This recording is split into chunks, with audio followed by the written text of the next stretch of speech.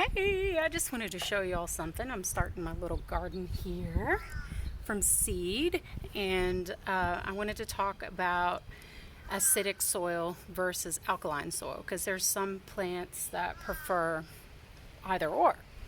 So I found some really nice, rich soil in my backyard. You can see here, this is it. It's so pretty, and it's just back where I was digging and getting rid of weeds the other day. But I needed to test the acidity. I figured that it was more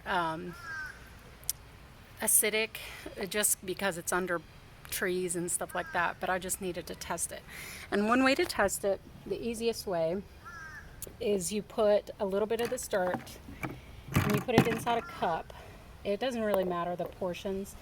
And you pour water in there. You pour water in there, and then you put baking soda in there. And if it bubbles up, and you can see, let me see, I can't see very well. You can see it's got bubbles in it. I don't know if you can see that. It's hard to see. It's got bubbles in it. That means the soil is acidic. You can test to see if it's alkaline as well by doing the same thing and putting vinegar, white vinegar in it. And if it bubbles up with vinegar, then it is alkaline. But we know it's acidic because it bubbled up, which is great because it's a lot easier to make the soil more alkaline than it is to make it acidic. You actually have to buy something to make it, or you have to go and buy something that's not like in your kitchen, like baking soda. Anyways, so right over here is the tomatoes. The tomatoes prefer acidic soil, so perfect. I put them in the soil. All I'm doing is putting distilled water for just until they take root. Just until they take root, and then I will just switch to watering them with a water hose. When they take root, and then I put them in the ground, I'll just switch to a water hose. But I just want to make sure that they get the best start possible with nice acidic soil. Yeah. So, anyways, but over here, since the soil, I keep saying oil. The soil is acidic. These plants need a more neutral environment.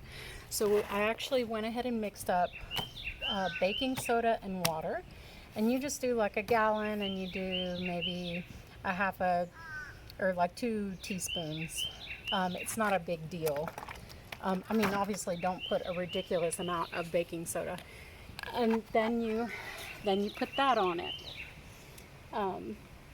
and that brings the pH up a little bit to a little bit more alkaline, which is what these plants love, alkaline or neutral. And then they will grow beautifully and happy. And with these ones, when I put them in the ground, so I'll do the water hose, and you have to remember that the water hose water that comes out of the thing is going to be more alkaline because it's got all the chemicals in it, right? And so you'll have to touch these up and make these more acidic. You just keep checking the soil, the tomatoes, right?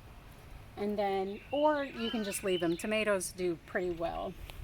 They do not like alkaline soil, though. They do not do well. And then these ones, because you're putting the baking soda in and the water from the faucet is alkaline, they do pretty well. You just do like every other watering or every like third watering, you put this solution to make the thing more alkaline. I wanted to show you before I put water in this one. So this is lavender.